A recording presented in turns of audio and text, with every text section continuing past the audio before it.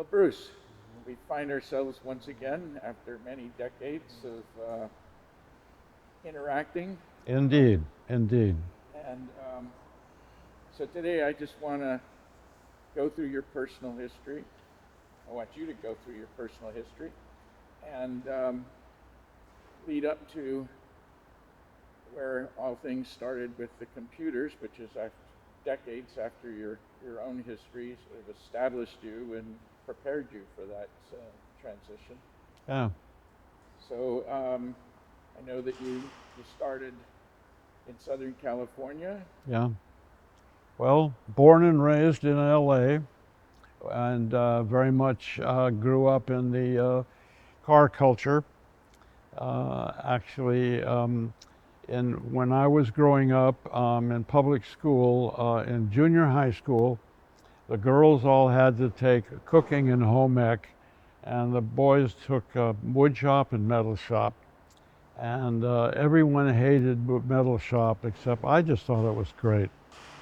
And as a matter of fact, that was during the war babies after the World War II, so there were double sessions.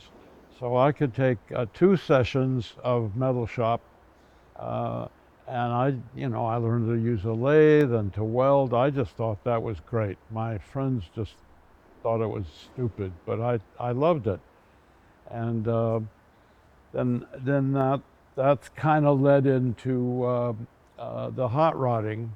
Uh, Although actually, the first the first prize I ever won was in the Ford Industrial Arts Contest, and they Ford Motor Company was encouraging uh, kids that had metal skills, and they had this national competition, and I made something in metal shop that the teacher thought might be entered into that, and did, and I actually won an honorable mention. So that would have been 7th grade. I was 12, so my first recognition in making anything was at 12.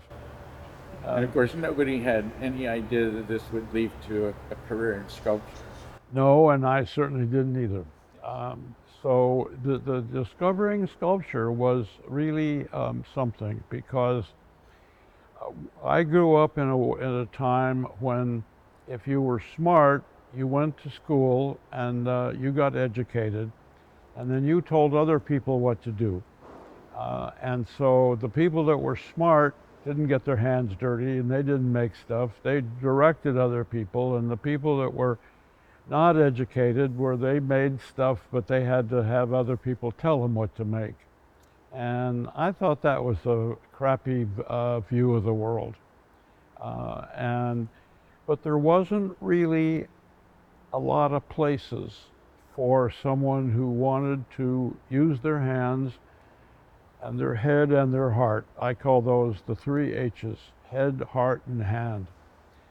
And there wasn't really a obvious place for someone like that. I went off to college sort of with the idea of being in rocket engineering. It wasn't really my idea so much as the counselors, what do you do with a smart kid who's built hot rods? Well, the Sure, sure. rocket program seemed like uh, so, so I went to Dartmouth College because it was as far away from home as I could get. I'd never lived in a place where it snowed. I never lived in a small town before, so I went to Dartmouth, and I didn't know what I was pursuing, and but there was one art class, a drawing class, and I really think it almost went back to some kind of Edwardian idea that an educated gentleman could sketch a little bit. It was, I think, like that. But there was, it being an Ivy League school, it had to have a final exam. The final exam was 30 drawings outside of class. And I don't really know what possessed me. I asked the teacher if I could do I really don't think I used the word sculpture. I certainly knew what sculpture was. I mean, I had read, I was an educated person, but I don't think the words had ever passed my lips. But so I asked if I could just make 5 things instead of the drawings. They had a really good shop at Dartmouth that was not involved in anything academic, so that was just available for faculty and students. So I made these things. There were only 2 schools I found that had a real sculpture department, and one was Cranbrook, and the other was Berkeley. And in retrospect, Cranbrook would have been an excellent choice as well, but it was in a small town, and it was weather that was unpleasant for a Californian. And if the 2 best schools were, one of them was in California, I was going to come back to California. Sure. So I went back and transferred to Berkeley, and I was a bit arrogant. I felt I was a sculptor. Now, I recognized that I needed training, but I had already found the goal and the path. So I was probably a little bit arrogant. And so that meant that you did sort of come to the conclusion that the things you made for that test were in fact sculptures? Because that I mean, yes, that got yes, you to look for a sculpture. yes, but beginning and awkward and unresolved. But yes, I consider them to be sculptures. And but at Berkeley, I had known how to weld since teenagers, and so I wanted to start using the welding shop at Berkeley just making stuff, and they wouldn't let me because I hadn't taken the beginning class in clay modeling. So I kind of did that, but I was a little bit arrogant, and so I did a lead casting on just with the stove, melting the lead on the stove where a flat I was living in to take in a metal casting for the beginning sculpture class to show them that I didn't think I belonged in the beginning class. Yeah, so I was probably arrogant, but the teachers at Berkeley understood the level of my passion, and although I was still an undergraduate, they brought me into the graduate seminars in sculpture. May of my senior year, undergraduate, the head of the department called me in and said, "Bruce, you haven't made any mistakes up to now, but it's okay, we've taken care of it." And I said, "Professor, I don't understand what you're referring to." He said, "Oh, graduate school, you missed the deadline, but it's okay, we've enrolled you." And I said, "Well, Professor, it wasn't really an oversight. I decided not to go to graduate school." And he said, "Well, Bruce, this is a terrible mistake because you have a great career ahead of you, and just stay a couple more years and get your graduate degree. And the department here normally isn't allowed to hire their own graduates, but the department's growing and we would make an exception, so there's a professorship waiting for you." And that just made my stomach crawl, because here I was, I wasn't even, I guess I was 20 at that time, but I'd been in school since I was 5 years old, and I pictured myself, okay, I'm the hotshot graduate student, I'm the young professor. At 40, I'll have been in school for 35 years. I mean, I think I want to just break this path of school, and I just want to go out and on my own. And so I did, and I haven't had a job since. But while you were still an undergraduate at Berkeley, you were included in an important exhibition. Yes, that's Really right. got your career. Well, that's right. So the San Francisco Museum of Modern Art had a show every year they called the Annual, and they were smart enough to bring in jurors from out of town, so that they were free of the art politics, which was much appreciated.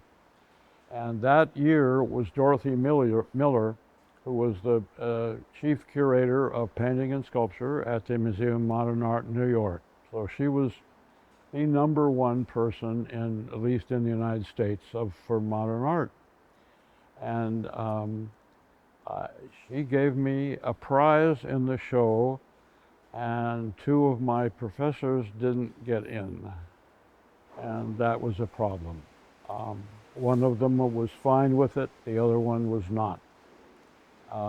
But that got that it's so the pieces I had in that were the broken cast iron, and she was aware that Bill Seitz, a co-curator at the Modern, was planning a show called The Art of Assemblage, which just a French way of pronouncing assemblage.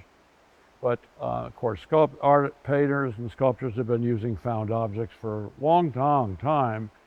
But that was the first time that there was a curator who put a name on it. By the way, that's how curators get their fame. Is if you name a style, then you're important. Like Harold Rosenberg, the one that named abstract expressionism.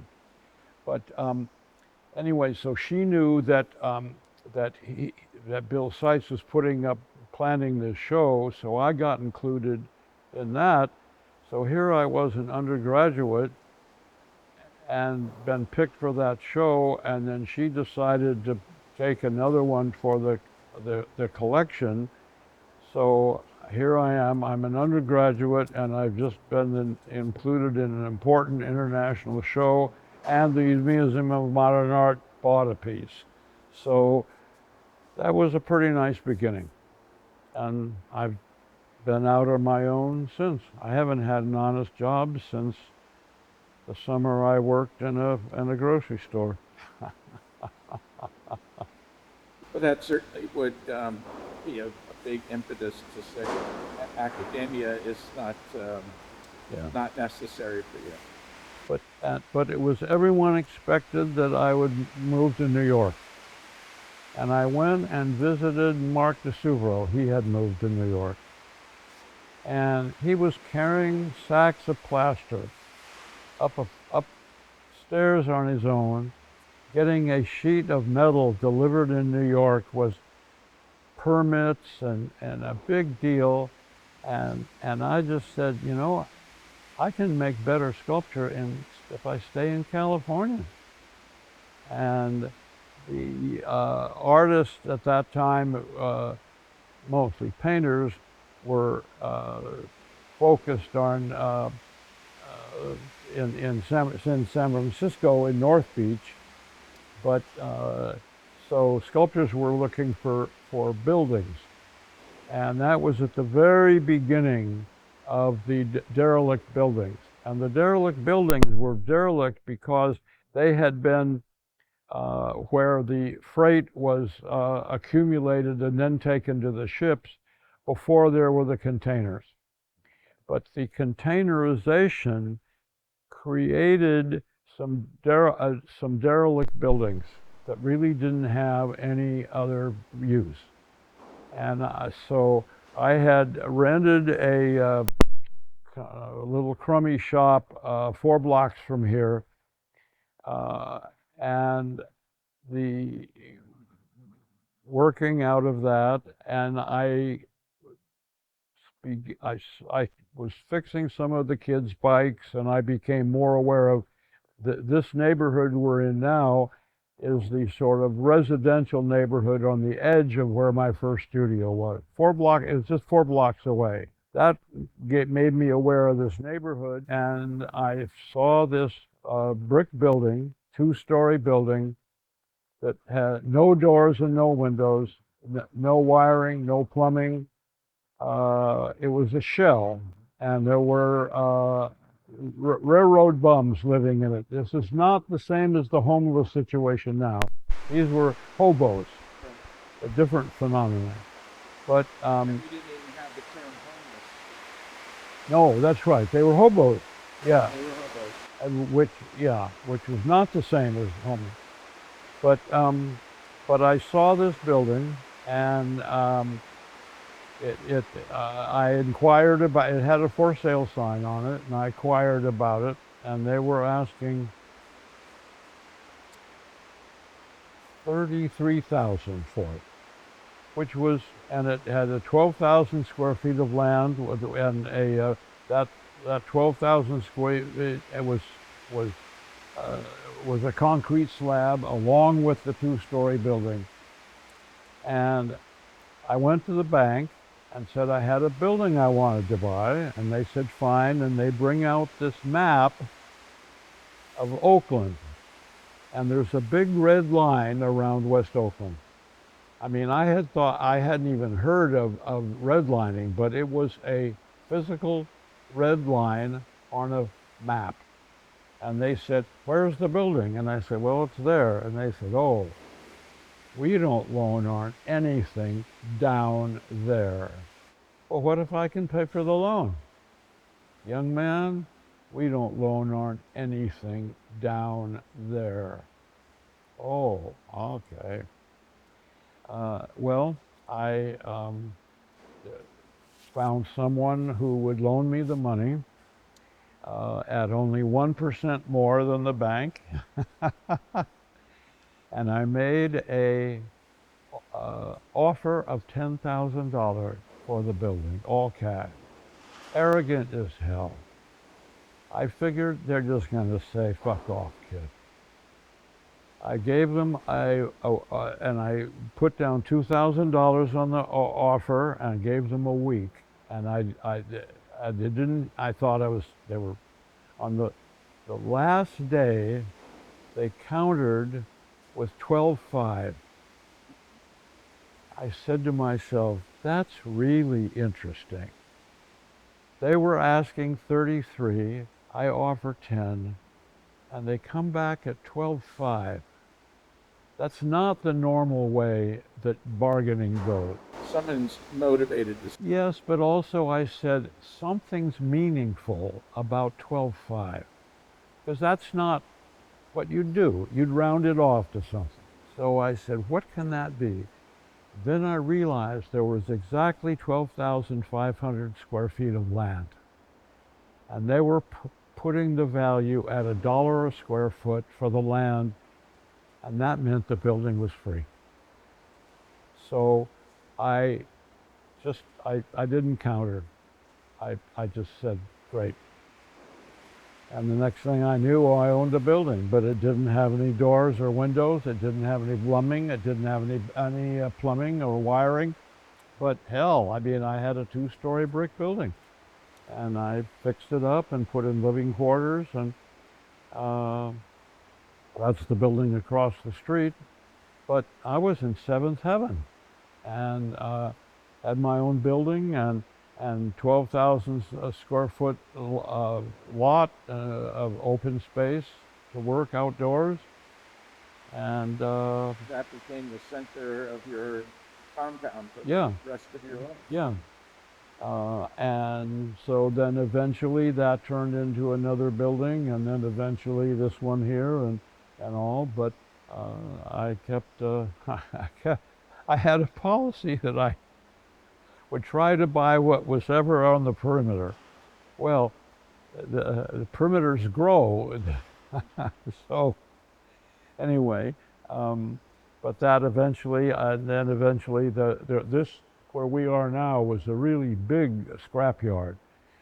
There were a lot of unofficial wrecking yards in the neighborhood, but this one was actually licensed. a African American man I admired very much. Around that, we were real friends, and eventually, when he wanted to close down, then I bought this lot from him, and then designed and built this building. And one of the first things you did was to carry on the metal casting that you had started at Berkeley as undergraduate. Yeah, yes. The metal casting.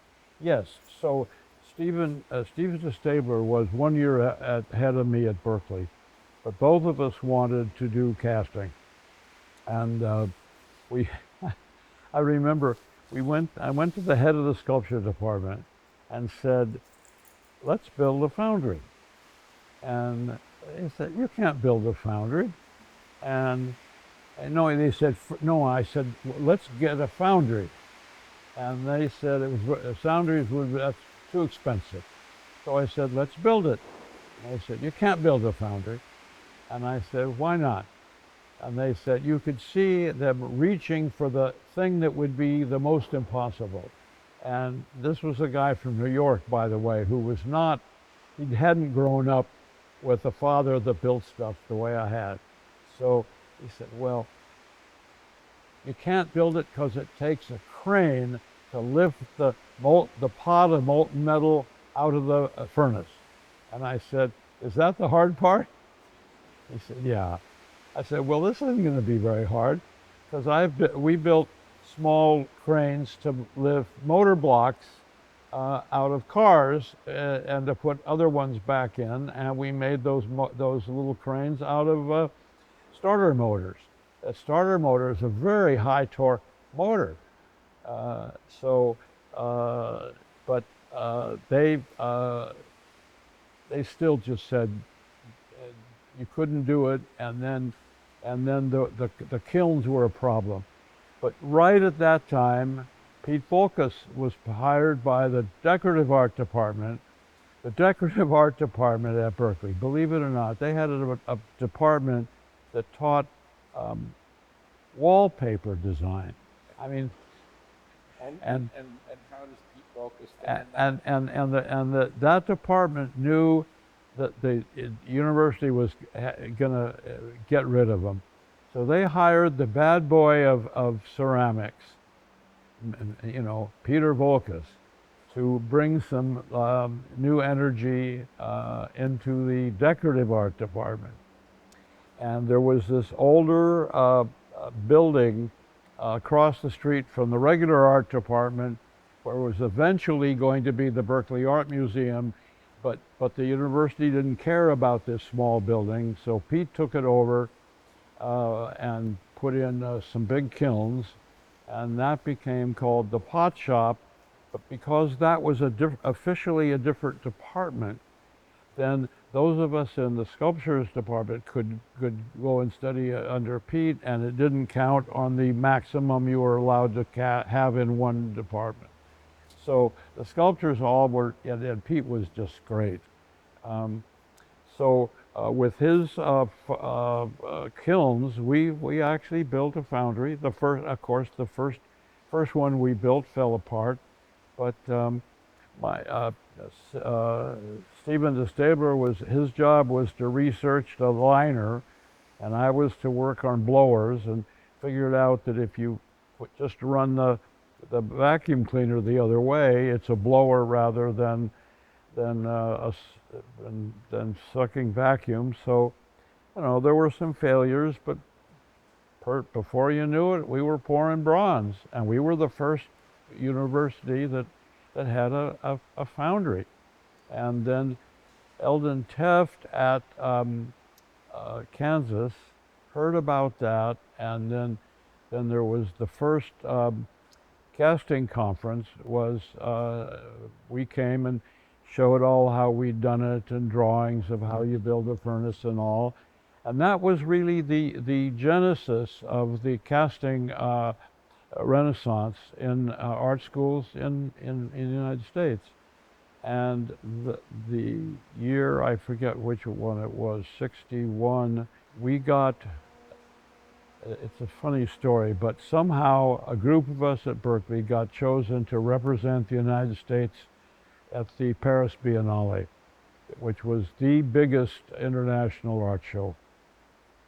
And I was in it, and Stephen De Staebler and Jim Melchert and others. I won the purchase prize, which was, you know, kind of a big deal. And that was from Andre, not Andre, I mean, the Minister of Culture. Oh, who's that famous French? Well, I'll think of it in a minute. Anyway. Is it Andre Masson? Yes, yes, yes, yes, thank you. And so here I'd gotten my piece picked by, you know, pretty famous guy, and that got nice write-ups here, and so things were looking good. And I actually then I had a show scheduled in Los Angeles, and that made just enough for the next year, and kind of turned out that I never actually got a job. It just kind of worked. So here I am. What 65 years later, and I still haven't had a job.